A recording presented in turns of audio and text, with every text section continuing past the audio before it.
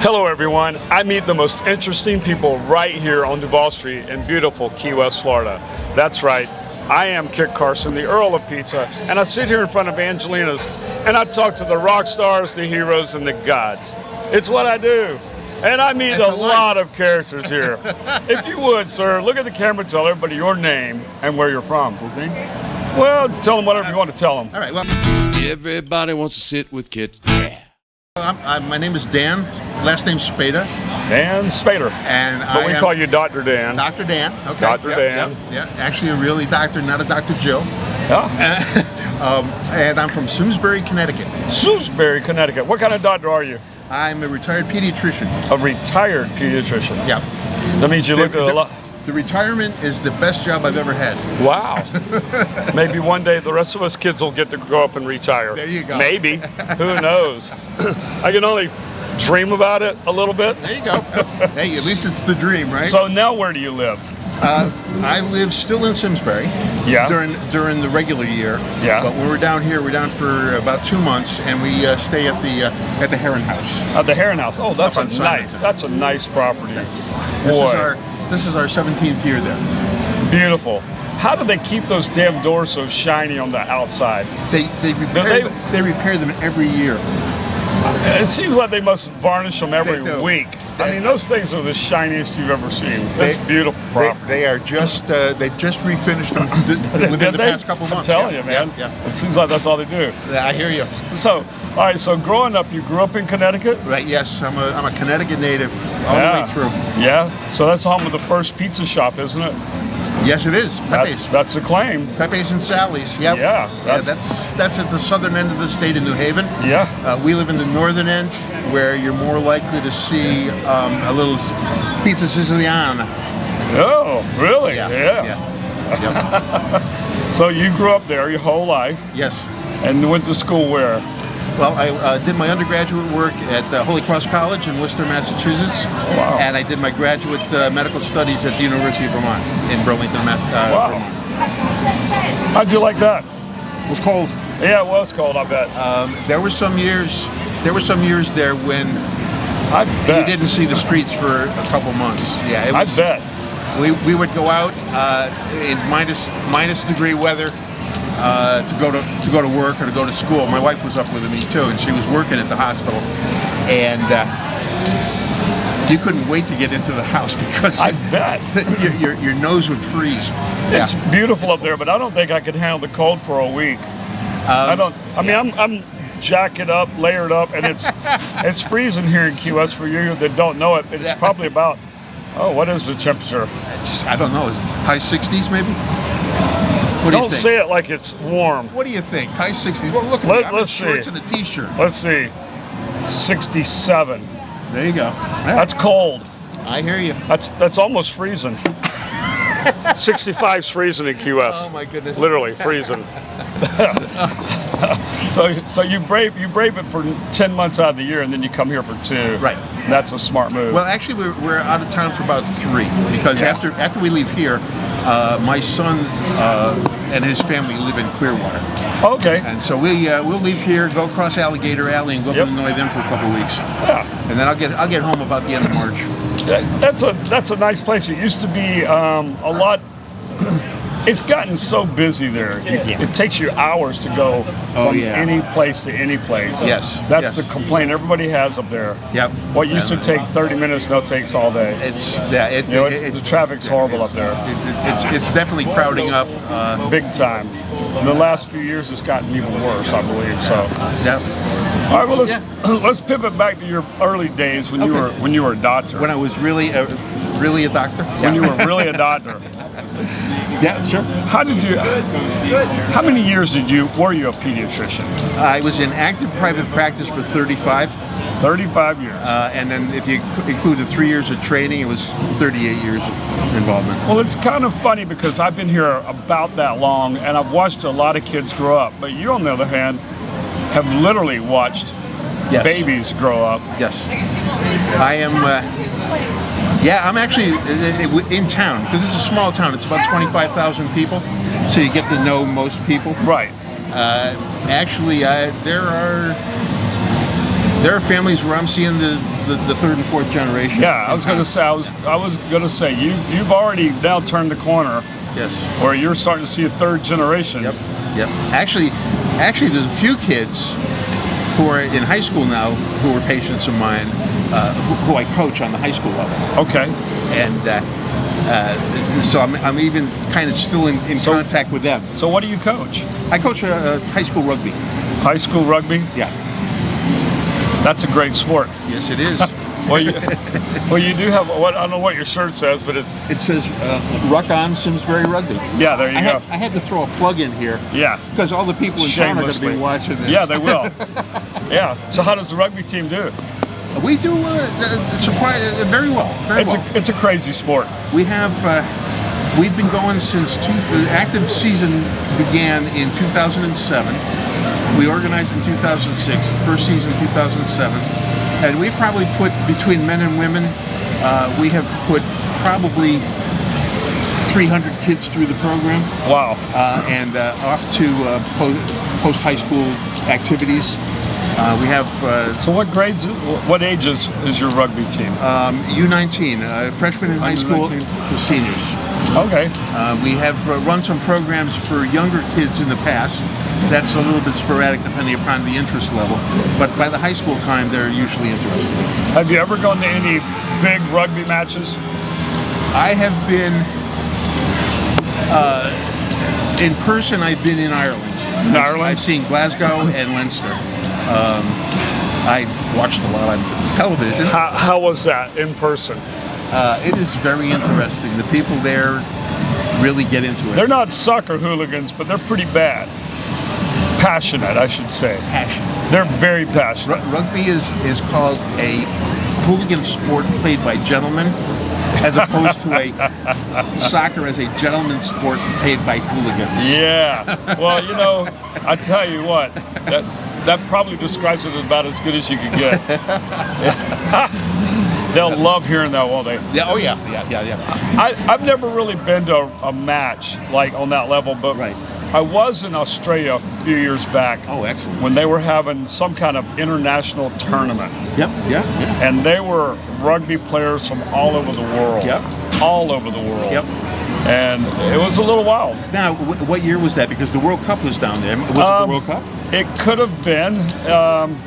It's been probably 10, it's probably been about 10 or 12 years. Okay, 12 years would make sense. 12 years ago. Yeah. It probably was about 12 years ago. Did you hit any of the matches or just people around town? I was trying to get away from people. Okay. So, but I ran into a whole lot of them. I went whitewater rafting. Okay. And I ran into a whole group of them. However, a little side story here from me. There's like 4 buses taking us from the loading up to the river, to the head of the river where we're going to drop in. Yep. Now, it's a class 3, class 4 rapid. Okay. They had 2 different classes, the normal and then an extreme. Well, they go to get us all lined up, and there's 200 rugby guys, mostly guys. And they go, all right, everybody on the extreme over on this side and the rest over here. Well, I look at my wife, she goes, we're extreme, right? And I go, yeah, okay. We walk over with there's 4 girls. I'm in a raft with 5 women and the guide, and none of these rugby guys would do the extreme. Oh my goodness. And I'm like, what's wrong with you guys? You're leaving me with all the girls, huh? And so we had the extreme trip, which meant we went over the highest waterfalls. Oh my goodness. We were in the water constantly. It was great. I don't do that stuff. That was just about the last time. I think I've done it once since then, and I was like, man, I'm almost done. Oh my goodness. But yeah, that was my rugby story. That's the only interaction I have with rugby players. Other than when I was younger, my brother, they started a team in Brunswick, Georgia. Sure, yeah. A rugby club. I think it's still going, actually. Yeah, they started one there probably about 1980, 81, yep. And I used to go to those matches, and that was the only interaction. Have you ever been to the Key West? I've never been. Billy McDonough, you know Bill McDonough? Wild Bill? Wild Bill, yeah. Yeah, he was one of the founders of that. Okay. And I've been to a match down last year or the year before. one of the rare matches that they're able to get people down here. But it's a fun time. It's interesting because it's really it's a fun sport, but it just doesn't seem to ever get the attention. Why is that? I don't have a good answer for that because you have when you look around, there are so many people involved in it. Right. From the coaching level down to the players. I mean, it is a little rough. Yeah, it's less rough than football. Yeah, I would think so. I mean, the way you hit people, what you can do and what you can't do. You can't block. You can't take people's knees out. Right. All the stuff that the football players get away with. No, you have to direct on tackle, and in order for it to be a tackle, you actually have to fall with the person you tackle. Right. You can't bounce somebody down. Right. That person can get up immediately and just start running again. They're not down. They're not considered down. No. Unless you're down with fallen with them and rolled away from the tackle. They're not tackled. It's an interesting sport. It's different. Without a doubt. Yes. Well, you know, if you get a chance, you can check with Wild Bill, and if they have a match in town, go see it. They do a good job. Now that you've brought it to my forefront, you know what? I'm going to pay attention to it now, because I try to support as many things down here as I can. Right. You know, I try to go to a couple of high school games. I try to do a couple of things like that. You know, and, you know, I mean. Yes. Did you see that the Conk High School band was in London for New Year's? I did. Isn't that something? Yeah, that was great. Well, yes. I've lived here a long time. The band director was my neighbor, across the street neighbor. Okay. I watched him grow up as a child. Oh, there you go. Yeah. See, you're into that age group too. Yeah, I'm into that age group now. Yeah, whenever he was a young kid, he was my neighbor. He's still, I don't know if he lives there now or not, but I see him over there all the time. Okay. Gary. Hi, Gary. And you know, we talked about a little sponsorship, and I never managed to get through. I said, well, that's fine. You guys are getting plenty for this trip. I know they never do. Yeah. The band's always, they never get enough money for anything. Right. You know, they're that group. Yeah, they're the beggars of the group. They are the beggars of the group. The you know, funny thing about that. Athletics usually gets it given to them. Yeah. They got to go out and beg, and then they can't ever get enough. Absolutely. But I told her, I said, something else comes along, I'm willing to help you out. I mean, all extracurricular activities in high school, I think, are worth it. Oh, absolutely. I agree with 100%. No matter what 100%. it is. 100%. You know, debate team to baseball team, I mean, they're all worth it. Yeah, no, I agree. I agree with you. It keeps them off the streets. Yeah, well, you know, we say that in tongue in cheek, but it really does. And it occupies some mind space. Yeah, and for people who have that particular talent, it gives them an outlet that they might not have otherwise. I have a daughter who lives outside of Paris in France with her family. Okay. And they don't have extracurriculars. No. You have to go out after school. If you're going to do anything, you have to go out on your own and find the various places that run these programs. So it's not a given. That's interesting. I mean, because we always grew up with it pretty much. Right. Yeah. You know, it's kind of an American thing. Yeah. Well, our school system started out differently. True. You know, so. True. I never really thought about it, but you know, we just take it as a given. Yeah. So, isn't that interesting? Yep. So I see you're wearing your dog tag. I am. Purchased a number of years ago from Pacific Jewelry. If I can throw a plug for Pacific Throw a Jewelry. little plug to Pacific Jewelry. I think I keep the place open, or have in past years. Yeah, you know, a few of us have throughout the times. You know, well, we all go through the ups and downs of that. Yes.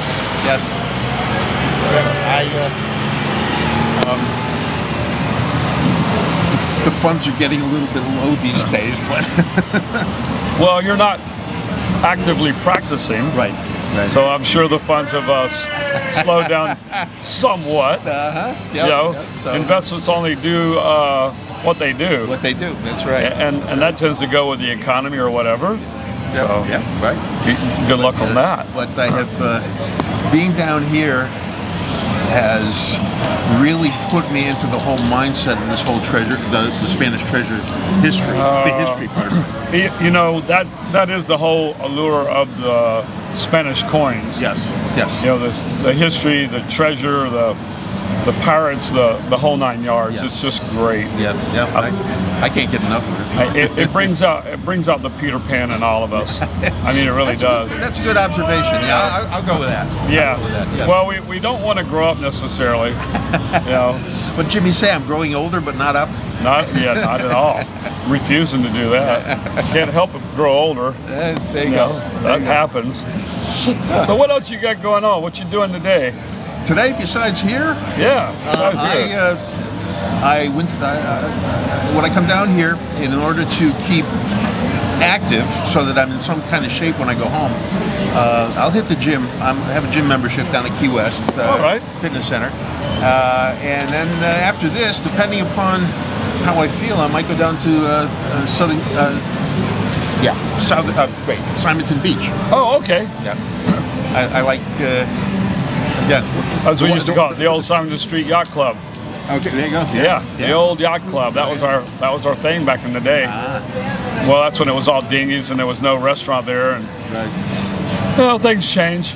Not always for the better. I hear you. Yeah, but if there's a nickel to be squeezed, somebody will try to figure out a way. And That's now for sure. now you can't go just ride your bike down, and you still can on that. But you know, it's gotten where everything's a nickel and dime. Yes. But whatever. Yep. Can't blame them.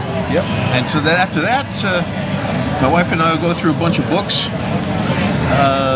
and just hanging out, reading, And she's a doctor as well. no, she's a retired nurse. A retired nurse. I met her.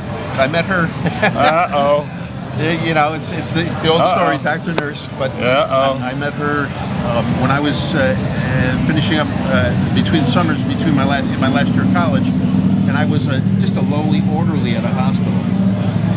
And she was a student nurse, and I was running past her one day with an oxygen tank, taking it to somebody, and stopped and said hi, and the rest is history. That was in 1968. So how many years ago is that? I'd have to do math. 56 years ago? 56 years ago. Yeah. Wow. Yeah. Yep. In a minute. Just Damn. Like that. Just like that, yep. Wow, good thing you had that oxygen tank with you. I'll tell you. Good thing she thought I was worthy talking to. Well, you know what's really good is 58 years later, she's still talking to you. She is. She is. She's managed to put up with me. That's awesome. And she just slaps me around when I need to have my attitude adjusted, and it's all good. Sometimes that happens. She's something. Sure. She's been a good wife and a good mom. Well, I know you have a daughter. How many kids do you have? I have 3. 3? I have a son who lives in Clearwater. I have a daughter who lives, as I mentioned, outside of Paris. Yep. And then I have another daughter who's married and lives in our town in Simsbury. Oh, really? Yeah, the youngest. The youngest. Just couldn't leave home? Actually, she and her older sister, before they got married, lived outside of Boston after post-college. Okay. Worked outside of Boston. And the younger one had this thing for a fellow that she knew from our summer lake house, who she grew up with. Oh, okay. And they got together when she was working in Boston, and they decided that they were Connecticut people and that they were going to come back to Connecticut. And they, so it wasn't a question of couldn't leave home. It was a question of couldn't leave Connecticut. Circumstances. They had options of living in different places, and they just decided they like Simsbury. Well, you know, there is a big difference between Bostonians and Connecticut. Oh yeah, big time. Big time. Oh my goodness. I don't know what it is. The only thing that we in Northern Connecticut have in common is we both like the Sox, the Celtics, and the Patriots. That's about it, huh? Other than that, that's where it ends. That's it. Yeah, that's kind of true. I mean, we don't have a ton of Connecticut people down here, probably more than I realize, but they're a little different than. I don't know how to describe. Well, we tend to be reserved. Reserved. Not as boisterous, not as obnoxious. Well, yeah, I guess you could Bostonians can be a little obnoxious. Absolutely. You know, absolutely. And righteously so, I guess. You know, they get to claim a lot of things. You know, from throwing, you know, tea in the harbor or whatever. Sure, I mean, sure, you know, sure. they got some rights to brag, I guess.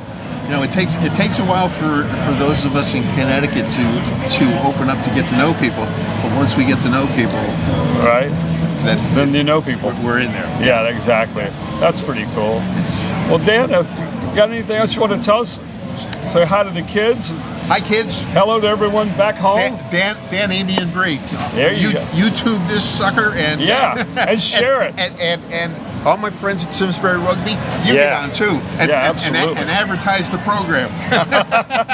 That's right. We were giving you a big shout out there, rugby team. You were, yes. So anyway, I appreciate it. I appreciate your time coming down. I mean, it's freezing cold day. It's 2 degrees above freezing, and he braved it. Wore his long sleeve short T-shirt. I don't know, man. You know, I don't know how you did it. I mean, I'm over here freezing.